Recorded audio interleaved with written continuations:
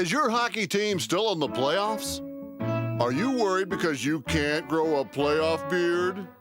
Fear not, there's a solution just for you. With Just for Playoffs Beard Enhancer, you'll never have to worry about the lack of facial furniture again. Don't resort to these embarrassing alternatives that put you in the penalty box when you can be the first star of the game. Just for Playoffs Beard Enhancer is scientifically designed to stimulate growth and thickness when your team is ready to make a run in the postseason. Don't wait. Try Just for Playoffs today. Side effects may include dryness, irritation, and jealousy from your friends because your awesome beard. Don't use Just for Playoffs if you're expecting because you're a woman. And it would be weird if a woman grew a beard unless you were joining the circus or the box score, which starts now. I don't know a lot about sports, but I can drink a lot of beer. My motto is simple. C's get degrees. Need a long, inappropriate hug? I'm your man. I think I'm smarter than you because I probably am. Howard Collins, the box score.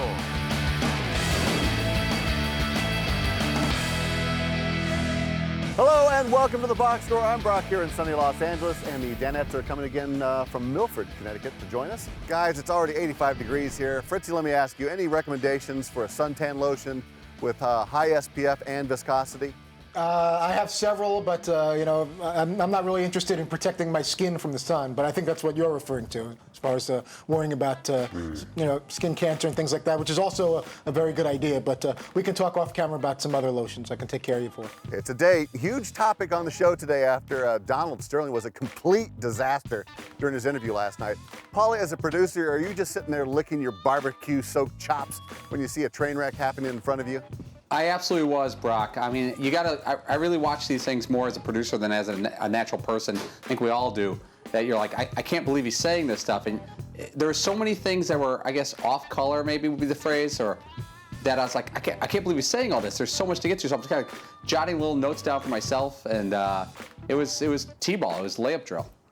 Well, he needs some advice, and the boss is always one to give advice, and he shared his thoughts on the Sterling interview early in the show. And you listen to Donald Sterling, just that voice where he's just talking about this woman, where he sounded like a 16-year-old boy. I just want her to like me. I just wanted, she's a girl. I just want her to like me. You're 80, all right? How does somebody not throw themselves in front of the camera and say, no, no? We were actually wondering around there, Todd, you can kind of do Sterling, but... I give him cars and homes. Yeah. I give him that. And we decided not to go with that for a good reason. That's actually been very difficult to not have Todd do his Sterling impression because it is that good. Biting my lip. Yeah. It seems mildly inappropriate at times, but maybe not on the box. I mean, what Dan did there with his impression was not inappropriate for some reason, but Todd, for some reason, the lines you tend to say are just like, nah, I don't think we should. It's my lead. It's not their lead. It's him. It's me. It's him. It's him. That's where it morphs into a character from Saturday Night Live. It's always 80s Saturday Night Live. The Michael Sam story also continues to be a hot topic. The boss went into depth with his take on the story, and Seton, it seemed like you were having a hard time seeing DP's perspective on the issue. I think we're losing the sight that he got drafted. Now it's about the reality part of this with the boyfriend and the kiss. That's all. He keeps saying, I want to be viewed as a football player. You know? But he kind of did the same thing that every other football player does. He's different, Seton. He's different. He has to understand that. Yeah, I don't think that I necessarily agreed with Dan's take on this, but I was just trying to get him sometimes to clarify it a little bit, or not necessarily explain his statements, but just go further with them. But, it is one of those topics today that you can sort of put yourself out there and hang yourself a little bit, where you're like, oh boy, I hope I'm saying the right things here. But, you can sort of tread lightly and try to be well thought out. I was in the same boat. I kind of didn't agree with Dan either, but Seton was kind of saying what I had already was thinking, so I didn't feel a need to kind of jump on, because then it's sometimes there could be too many voices. If I agree with someone, I'll kind of lay out and let Seton take that side of the debate. I was actually happy, though, because it was earlier today, it felt like me and Dan might be arguing a little bit, but the conversations never got to an argument, which me and Dan used to be famous for, and I don't really think we do this anymore. But I was happy that it didn't get like out of control, like where I was wondering if I was going to be fired. You know, my drive home, like, oh crap, honey, I think I'm going to get fired. Glad that didn't go there. I miss those days. Oh, that's not nice. McLovin, wasn't he going in a bad place because Michael Sam has already come out? So was he supposed to protect himself by not kissing his boyfriend? Dan's argument was that Michael Sam wants to be known primarily as a football player and not as a gay football player. I think that's what Dan is trying to say. So, of course, the reality is, as Sam pointed out, everybody, all the draft picks kiss their significant others after the draft. So, of course, Michael Sam is. But Dan was trying to make a point that Sam, I think, wants to put everything else to the side and just play football at some point. Because it seems Sam has sort of shut things down for the last 2 months. He hasn't done any interviews that I've seen. Yeah. So he, at first he came out with a lot of publicity, and then he said, I want to focus on football. I think Sam will get back to that and say, listen, I'll take questions, of course, but I really, really want to focus on football. And you just hope that it's not contrived. That's, when Dan was referring to it, had a reality feel to it. Was it discussed among the, him and his partner, how they were going to react? Obviously, the emotion was all real when he got the news that he was drafted. But, then, putting cake in each other's face and all that kind of thing, I could see some, being taken aback by that or feeling that maybe it went a little bit too far. It's really bizarre to me, though, that, it has a reality feel to it, which means it's fake. Yeah. What? But see, let me ask you a question. What if he hadn't gotten drafted? What do you think the discussion would be today? Would we be talking about teams possibly being biased? No, well, I think maybe for a second you might have had was Michael Sam not drafted because he was gay, but you certainly wouldn't have had a full day of it, and not 2 days worth of it either, I don't think. Ooh, I disagree. I think for our purposes, Michael Sam not getting drafted would have been a more compelling story, not a better story. It's a better story that he was drafted as a person. As a producer, I think that him not getting drafted opens up the entire topic as, wow, the NFL is not ready for a gay athlete. Whether that's technically true or not, that would be the perception. And I think the story might have more legs if he didn't get drafted. I think the reason that the story has the legs that it has right now is because of the video of him kissing his boyfriend. Other than that, it's a great story and I'm very happy that the first openly gay player has been drafted by the NFL, but I don't think if you didn't have that video, people would still be talking about it. Good point, Seton. No doubt, two pretty serious topics today, and the back row was all ears. Check them out, doing the synchronized listen faces. Fritzy, it looks like you've perfected the art of sleeping with your eyes open. I was really into it, though. I was concentrating. I have various listen faces, but that's one of the standard ones. Once I go to the chin like that, where it looks like I'm on the top step, deciding whether to take the pitcher out of the game, then I'm all in there.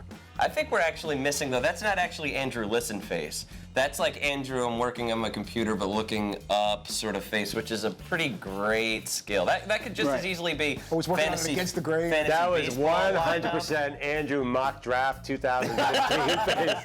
Yeah, Andrew does a move where he is technically has his face pointed towards Dan, but his eyes are down on his computer. He's like this, so his eyes are down here, but the face is pointing towards Dan. Can I be honest? I always watch myself back, and I'm like, why am I always going like this, even with the glasses? Like, do I have the right prescription? I kind of wonder that, because I squint just as much now.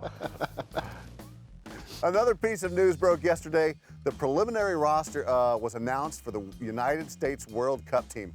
Paulie, we know what you were getting when this list came out. What are your thoughts?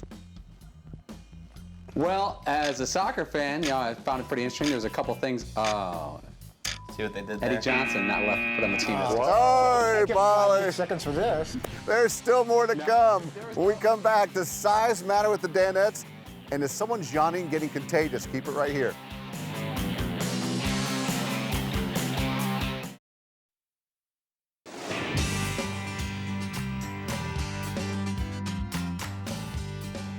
Welcome back to the Box Score. Johnny Manziel is now officially a member of the Cleveland Browns, and his number 2 jersey is the best-selling jersey in the NFL. Fritz, you had a Tim Tebow jersey you used to flaunt religiously. See what I did there? What happened to that thing? Is it stuck to the bottom of a hamper somewhere? It is in my closet, but I'd be lying if I didn't say every once in a while when the mood strikes, when no one's home, I'll, come home from work, put the Tebow jersey on, and roll up the shades and kind of do a little Tebowing of my own. Nice.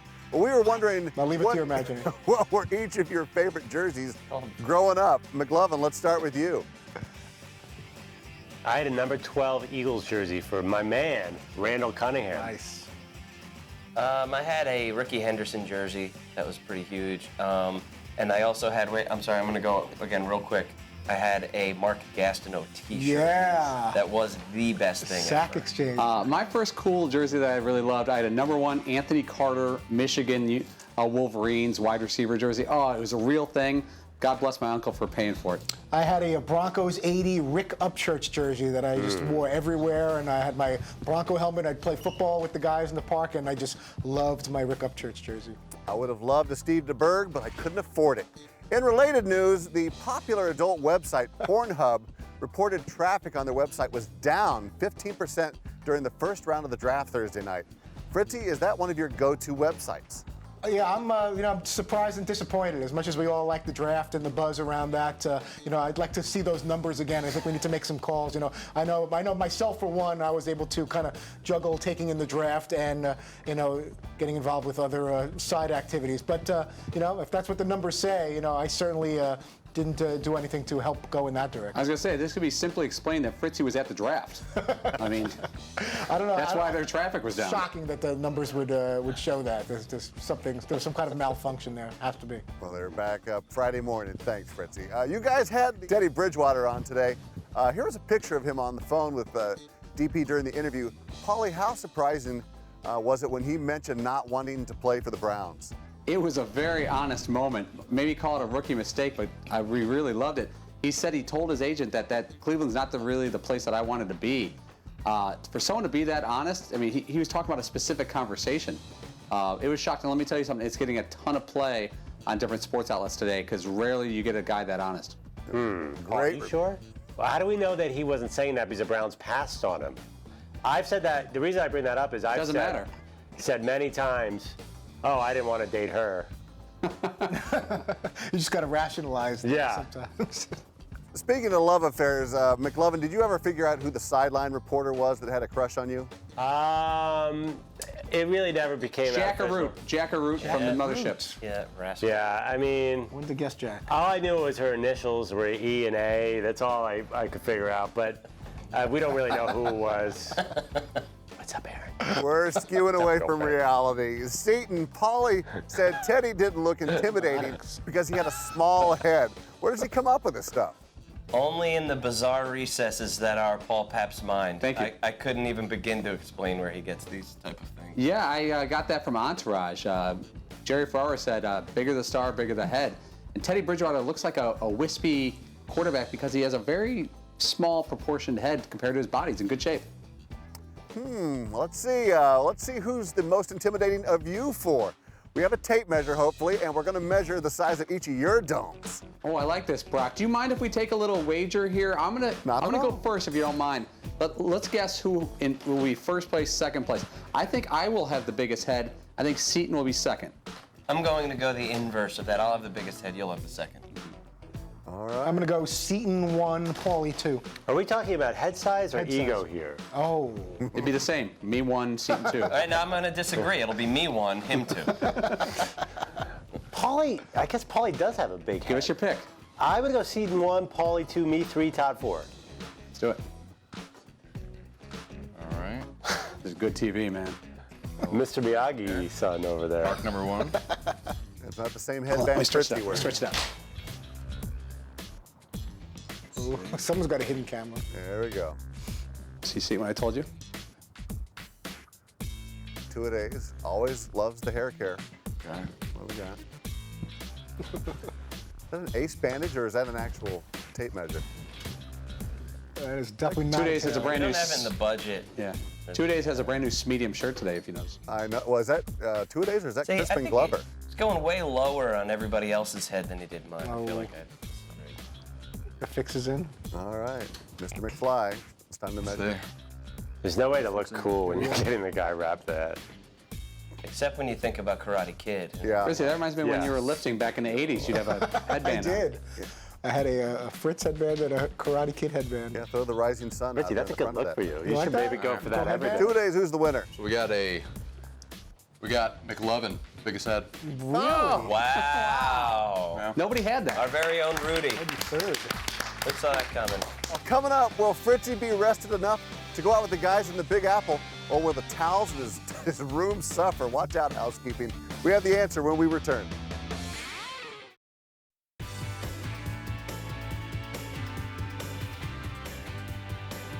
You yawned during the Jeff Fisher interview. I yawned during Yeah. the Jeff Fisher interview. Oh, no. Yeah. I like Jeff Fisher. But you yawned during the Jeff Fisher Well, I have interview. sleep apnea, so it could be a part of a medical condition thing. But that wasn't intended. I wasn't aware a camera was on me. Oh, really? There's 11 of them. Welcome back to the Box Score Wake Up, Fritzy. You were struggling a little yesterday. Were you able to get a good night's sleep? I got a little more, but not great. Fighting through it, and yeah, that's. I apologize once again. I didn't know we were going to relive that moment from yesterday, but that was kind of embarrassing and humiliating to be yawning in the middle of a national TV show. And if I feel that coming on, I'm going to have to do a better job. And the scene's going to teach me how to yawn through my nose. Or find some other way to put my head under the table so we don't have that same situation. Fritzy, do you have a CPAP machine you use? I actually do, but I don't use it because it feels very suffocating. So I need to either find something smaller or some type of different contraption or device, because that was, that I'm probably going to pass on. But yeah, that it wasn't working. I actually went to a sleep clinic and they attached all kinds of electrodes and stuff to me. And the guy that was working there had like no bedside manner. He came in like 3 in the morning basically yelling at me saying, "Do you know everyone else on this floor is asleep already and you're still up?" Like it was somehow my fault. Like I want to be awake.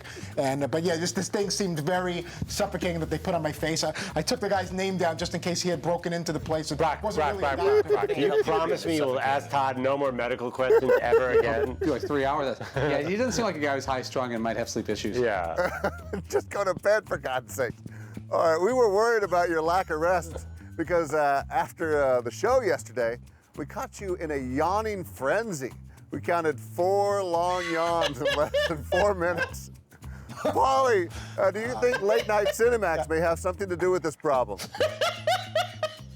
Yeah, that's a good point, Brock. If my details are right, usually Cinemax starts getting cooking around 11:30. I don't know if DirecTV can kind of bump up Emmanuel 6 and Busty Cops 11 to maybe like a 9 o'clock start. Then Fritzy would be great. That's a good idea, Brock. See, Fritzy makes the mistake of checking the guide, and he's just like, "Oh, Manuel in Space is coming up in a half hour. How do I not catch the first 15 of that?" Yeah, if they move some of these things up to prime time, so like at halftime of the Heat game, you could catch a few minutes. But yeah, these things are on way too late at night, and then there's Yawn Fest 2014. All right, people in programming, help the poor kid out. We also confirmed the notion of yawning, and it's contagious. As we see here, poor McLovin also struggling after the show yesterday. McLovin, is Fritzy to blame in your shared misery? Why don't you guys go lay down in the back or something? Yeah, we really need to. Dude, that was slow-mo. What are you talking about? If you could put anything in a slow-mo and make it look like I was moving slow because they slowed it down. That doesn't Exhaustion. Don't count me in with you. We need a nap back here. It's like having me sprint across the basketball court and saying how slow McLovin is because you slowed it down. Who is producing this show? Is it Paulie and Seton? That's a long yawn.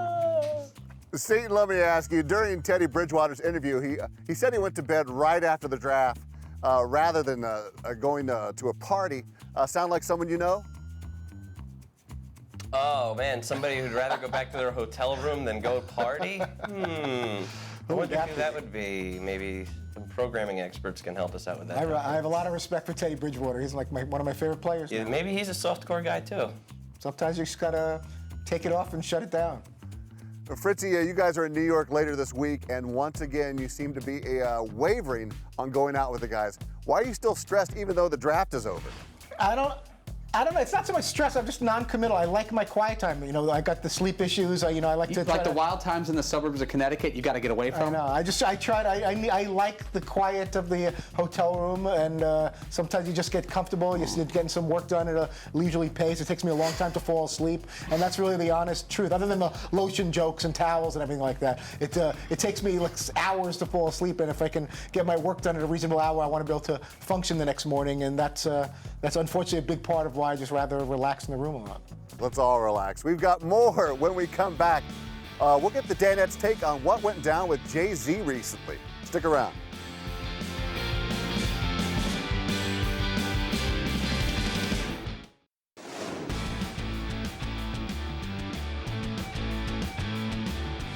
Welcome back to the Box Score. Guys, let's dive into the world of music to wrap up things here on the show. More like a mix of UFC and music, as video surfaced of Jay-Z getting attacked by his sister-in-law in an elevator. Seton, what was your reaction to the video? You know, I've seen that before with my own sister-in-law. No, oh, I'm kidding. I'm kidding. That was just a joke, I swear. She's a very wonderful woman, and she's never been anything but nice to me. That's bad. I don't know, dude. That was crazy. But after the Met Ball or whatever, Andrew, you probably know a little better about those kind of parties than I do. But dang, dude, that was crazy. Oh, yeah. There was this one time in 2005 with me and Diddy were in the elevator. What are you talking about? I have no idea what's going on there. I tried to set you up for a little something. I know. You're right. I probably have Mr. more. High Society or whatever. I've been to, like- I'm wearing Tom Ford and whatever. I Doing your big head. Sorry. hipsters. Okay. It's These gotta are happen older once in a while. peoples. Yeah.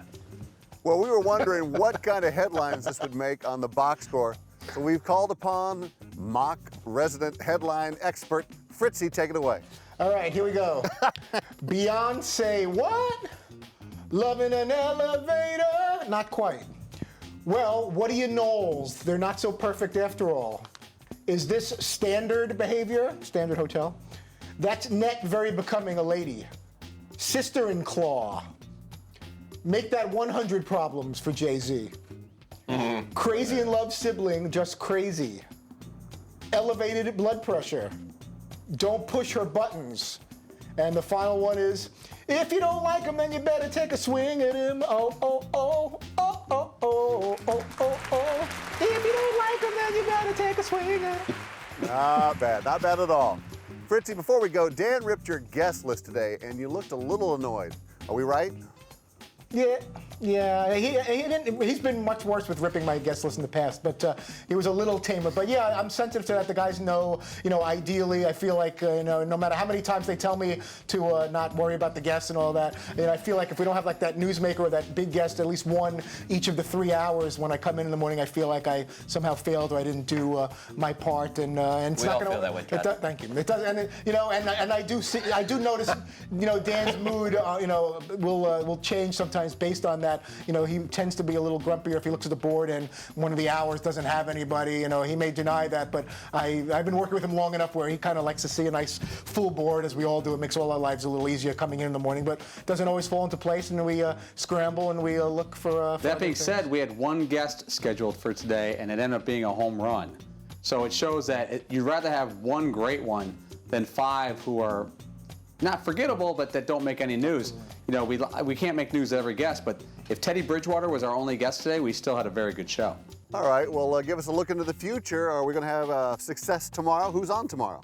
Hurry up, Fritzy. Seton's got to go to the bathroom. All right, we have Norm Macdonald on tomorrow. That's the only guest right now. We're trying to add to that. He really has to go to the bathroom. Thursday in studio, Adam Sandler and John Smoltz in New York City. Wes Welker on Friday. Rich Eisen later in the week. And Seton really has to go. Go ahead. Good luck and Godspeed, Seton.